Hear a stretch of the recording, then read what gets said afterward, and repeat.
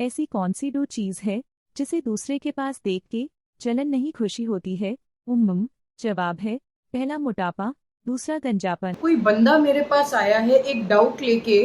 क्या डाउट है उसका कि मैम मेरे घर में एक पेड़ है, उससे पत्तियां झड़ती जा रही हैं और मैं उसे सॉल्यूशन दे रही हूँ कि एक काम करो, पत्ती पे कोई क्रीम लगा दो, फटाफट वो रुक जाएगी।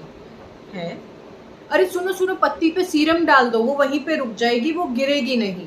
हाँ, वो बंदा क्या बोलेगा, अरे क्या गधों वाली बात कर रहे हो, ये कैसे हो सकता है कि मैं पत्ती को चिपका दूं और पत्ती ना गिरे? पत्ती तो गिरेगी। तो यही गधों वाली हरकत तो आप करते आ रहे हैं आज तक। मतलब क्या मतलब है इसका?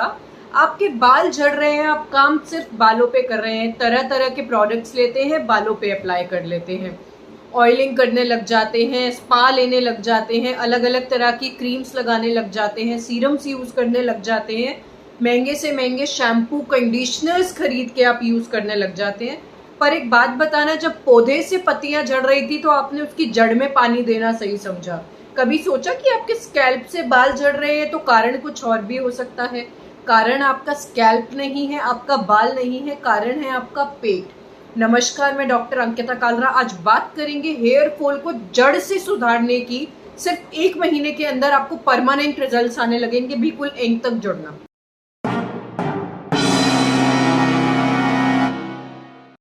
बात कर लेते हैं आपकी जड़, मतलब आपका पेट। वहां पे आपको क्या दिक्कत देखने को मिल रही है? दिक्कत वहां पे दोस्तों ये हो रही है कि आप जो पैकेज्ड आइटम्स, खराब खाना खा रहे हैं, खराब भी अब मैं नहीं बोलूंगी, मैं बोलूंगी मरा हुआ खाना खा रहे हैं। मरा हुआ मतलब मरा हुआ खाना क्या होता है?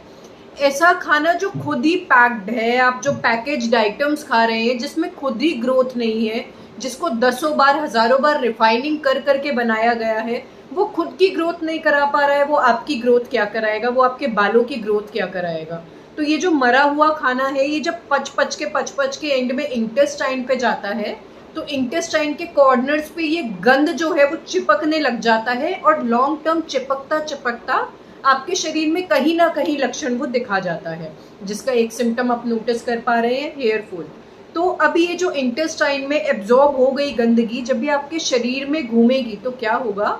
आपके खून की डेंसिटी, मतलब आपका खून नॉर्मल से गाढ़ा होने लग जाएगा और आपका जो सर है वो आपका टॉप फ्लोर है, वहां तक आपका ब्लड सर्कुलेशन जो है वो स्लो हो जाएगा, रेस्ट्रिक्ट हो जाएगा। अब किसी जगह पर खून ही नहीं जा रहा है तो वहां पे ग्रोथ कैसे होगी? वहां पे ग्रोथ नहीं होगी। ये रीजन है आपके हेयर फॉल का। आज से कोई भी रीजन बोले तो रीजन यही है, इसी को रीजन मान के चलो। अब बात कर लेते हैं सॉल्यूशन की तरफ कि अब इस हेयर फॉल को रोके कैसे। सबसे पहले हेयर फॉल के लिए जो आपको स्टार्ट करना है वो करना है फास्टिंग। अब कोई बोलेगा फास्टिंग से हेयर फॉल का क्या लेना देना है? मैं समझा देती हूँ। फास्टिंग कोई बहुत ज़्यादा नहीं करनी है, आपको 16 घंटे की ही फास्टिंग करनी है। सुनने में बहुत ही ज़्यादा लग रहा है, जिसमें से आधे से ज़्यादा टाइम तो आपका सोते हुए ही निकल जाता है। क्योंकि मानिए, फास्टिंग का तरीका मैं बताती हूँ। आपने रात में 7 बजे खाना खाया, आप सुबह 11 बजे बहुत आराम से ब्रेकफास्ट कर सकते हैं। इतना गैप होना चाहिए। क्यों होना चाहिए? अगर हम खाते ही रहेंगे खाते ही रहेंगे खाते ही रहेंगे तो शरीर तो उसको पचाने में ही काम करता रहेगा।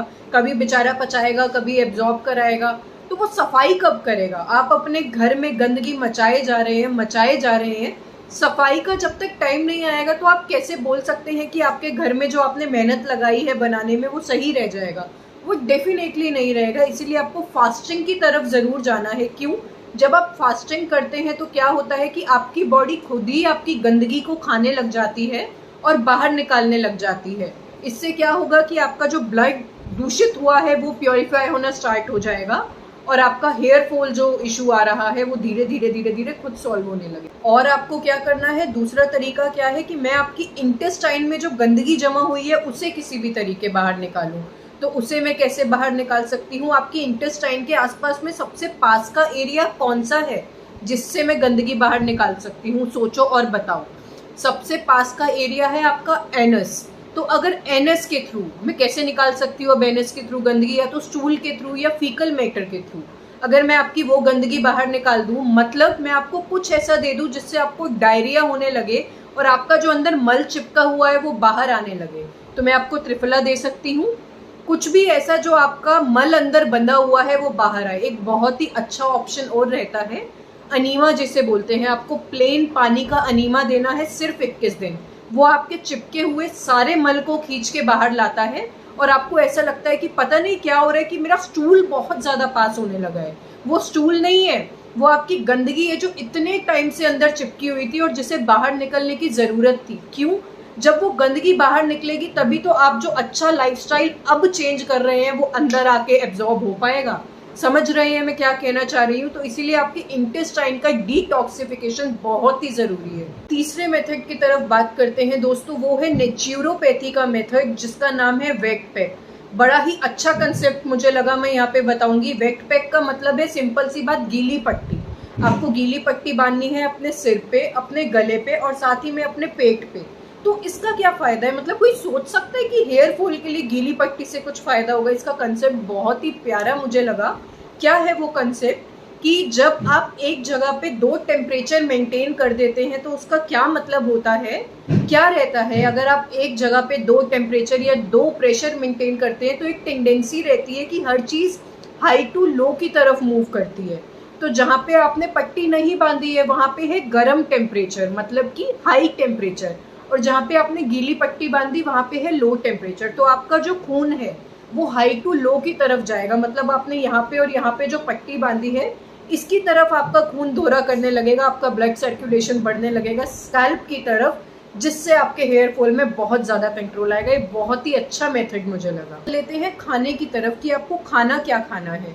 सबसे पहले आप जो खाना खा रहे हैं वो आपको लिविंग फूड आइटम्स चूज करने हैं। लिविंग फूड आइटम्स मतलब नॉन लिविंग फूड आइटम्स क्या होते हैं? वो दोस्तों वो है जिसपे बहुत बार रिफाइनिंग हो चुकी है, पैकेजिंग हो चुकी है, उनमें खुद में ही ग्रोथ नहीं बची है, वो आपको कैसे ग्रोथ दे सकते हैं? सिंपल सी बात ये है।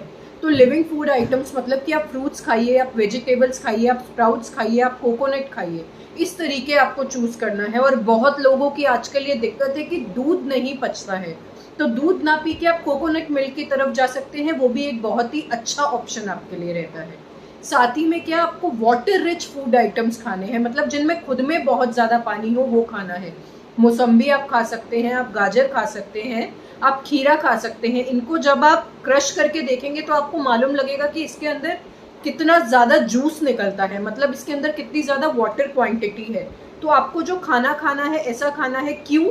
जिसमें वाटर क्वांटिटी ज्यादा रहती है। वो आपकी सफाई करने के लिए, आपकी बॉडी के डिटॉक्सिफिकेशन के लिए बहुत ही अच्छा रहता है। आपने देखा भी होगा डिटॉक्स ड्रिंक में हम डलवाते हैं ना कि पानी के अंदर खीरा डाल लीजिए और फिर पूरा दिन उसी पानी को पीजिए। उसका रीजन यही है। होलसम फूड को आपने अपनी चॉइस बनाना है, मतलब जैसा प्रकृति ने आपको दिया है सेम वैसा ही खाना आपको खाना है। मतलब आपको आटा चोकर सहित खाना है, आपको व्हाइट राइस की जगह ब्राउन राइस खाने हैं, आपको चीनी की जगह खजूर खाना है, गुड़ खाना है। सुनने में मुश्किल लगेगा क्योंकि हमने अपने आप को इतना आदी बना लिया है रिफाइंड आइटम्स का ही, बट कोशिश कीजिए, ये भी बहुत इजी है। रेगुलर अगर रूटीन में लाएंगे तो धीरे धीरे खुद से आदत बनने लग जाएगी। नेक्स्ट पे चलते हैं सनलाइट। आपको सनलाइट एक्सपोजर बहुत जरूरी है। क्यों? आपने कभी देखा है कि बहुत से लोगों को ऐसा शरीर पे सफेद सफेद दाग होने लग जाते हैं जिसे विटिलिगो या ल्यूकोडर्मा बोला जाता है। अगर आप उनसे उनका इलाज पूछेंगे ना तो उनका इलाज ऐसा चलता है कि वो दवाई या तेल जो भी उन्हें दिया जाता है वो लगा के उन्हें बोलते हैं कि थोड़ी देर धूप पे बैठना है। तो धूप इतना अच्छा काम करती है आपकी स्किन और हेयर्स के लिए। अब मुद्दा आता है धूप कौन सी, दिन में कड़कती हुई धूप क्या? नहीं, आपको बिल्कुल सुबह वाली धूप का सेवन करना है, वो आपके लिए बहुत ही अच्छा है। हर हेल्थ एस्पेक्ट से आप उठा लीजिए, वो आपको बहुत ही फायदा देगा। आदत और बना लीजिए कि आपकी दिन की शुरुआत हमेशा आंवला से होगी। अब बहुत समझदार लोग हैं, वो क्या करते हैं, आंवला लाना ना पड़े उसके लिए क्या करते हैं, आंवले का जूस की बोतल ले आते हैं और फिर बोलते हैं मैम जूस पीना स्टार्ट कर दिया। नहीं, मैंने अभी बोला था कि आपको होलसम फ्रूट खाना है, होलसम फूड चूज करना है। मतलब जैसा प्रकृति ने आपको दिया है, आपको प्रकृति ने आंवले का फल दिया है, आपको वही खाना है, आपको उसका जूस नहीं पीना है। इनफैक्ट आप जो फ्रूट्स भी खाते हैं तो फ्रूट जूस की जगह आप फ्रूट को ही प्रेफर किया कीजिए, क्योंकि जो पूरा फ्रूट होता है उसमें जो बेनिफिट्स रहते हैं वो आपके जूस में बहुत हद तक कम हो जाते हैं। अब जब आपकी बॉडी क्लीन हो गई तब आपको क्या करना है, अब आप बालों पे कुछ लगाएंगे तो डेफिनेटली रिजल्ट्स आएंगे। तो बालों पे क्या लगाना है, आपकी करी लीव्स जो रहती हैं उनका आपको थोड़ा सा पानी डाल के पेस्ट बना लेना है, फिर उसमें भृंगराज ऑयल ऐड करके आपको अपने स्कैल्प पे लगाना है। 45 मिनट छोड़ने के बाद आपको अपना हेड वॉश कर लेना है। अब ये हफ्ते में कितनी बार करें तो वो आपको अपने स्कैल्प के हिसाब से डिसाइड करना है।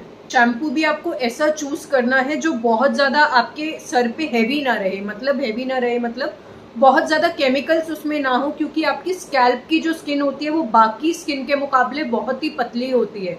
जब वो केमिकल्स आपके शरीर में जाने लगते हैं तो आपको डेफिनेटली नुकसान करने लगते हैं। तो घर पे आपको शैम्पू बनाना है आंवला, रीठा, शिकाकाई और साथ में अलसी के बीज मतलब फ्लेक्स सीड का। आपका रीठा ही इसमें झाग देने का काम कर देता है, तो आपकी वो वाली दिक्कत भी खत्म हो गई कि झाग नहीं बनेगी तो गंदगी कैसे साफ होगी।